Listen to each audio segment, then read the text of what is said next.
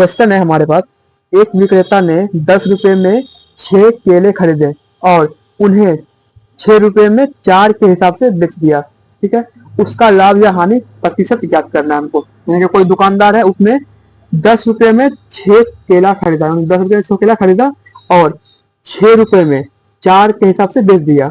10 में 6 खरीदा और 6 में 4 के हिसाब से बेच दिया। उसको इस काम के लिए लाभ हुआ या हानि हुआ, हुआ तो कितना हुआ हमको ज्ञात करना है। तो इसको हम सॉल्व करते हैं। तो देखिए यहाँ पे एक बार हम यहाँ पे क्रय मूल्य लिख लेते हैं, क्रय मूल्य, और यहाँ पे विक्रय मूल्य, विक्रय मूल्य हम क्रय विक्रय भी लिख सकते हैं। ठीक है, अब देखिए यहाँ पे एक विक्रेता ने 10 रुपए में कितना केला खरीदा, 10 रुपए में 6 केला खरीदा। 10 रुपए में 6 केला खरीदा, 10 रुपए में कितना खरीदा, 6 खरीदा। ठीक है, 10 रुपए में 6 खरीदा और 6 रुपए में 4 बेचा, यानी कि विक्रय मूल्य क्या लिखेंगे, 6 रुपए में 4 उसने क्या किया है, बेच दिया है। 10 में 6 खरीदा है, ठीक है, 10 में क्या किया, 6 खरीदा है और 6 रुपए में 4 केला बेच दिया है।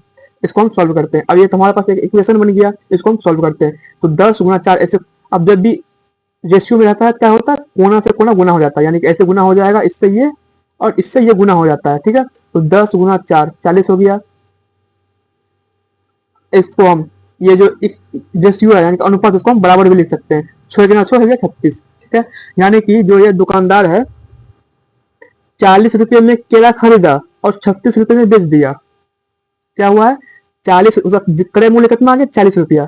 40 रुपए में खरीदा और क्या किया, 36 रुपए में क्या किया, उसने बेच दिया। यानी कि उसको कहीं ना कहीं लाभ ही हो रहा है। 40 रुपए में आप खुद सोचिए, 40 रुपए में कोई सामान खरीद के अगर उसको 36 रुपए में बेचते हैं, आपको लाभ या हानि होगा, तो लाभ ये जाहिर सी बात है हानि होगा। 40 रुपए में क्या किया, खरीदा 10 केला, मतलब जो भी उसका केला है 40 रुपए में खरीदा है और ये क्या किया, 36 रुपए में बेच दिया। यानी कि कितना किसका हानि हो गया, 4 रुपए का इसका हानि है। इसको हम एक बार और सोल्व करते हैं। 2 से कट गया 10 बार में, 2 से कट गया ये 9 बार में।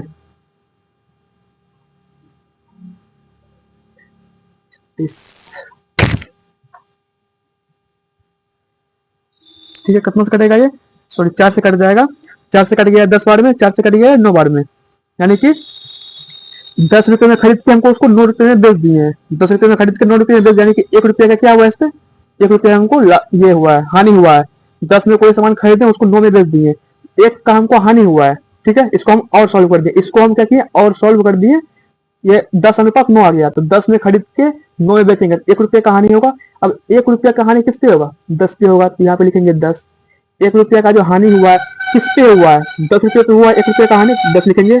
हमको इसको क्या करना है, प्रतिशत में बदलना है। अब किसी भी संख्या को हमको प्रतिशत में अगर बदलना है, हमको उसमें 100 से गुना करना होता है। 100 से कर दिया हम इसमें गुना, तो 10 से ये जीरो एक बार में कट गया, यानी कि 10 से ये जीरो कट गया, 1 जीरो बचा यहाँ पे कितना, 10। यानी कि 10% का आपको क्या हो रहा है, हानि हो रहा है। तो कहाँ है हानि, 10% का, ये आंसर नंबर बी, 10% का हानि हो रहा है इससे हमको, इस खरीद बिक्री पे।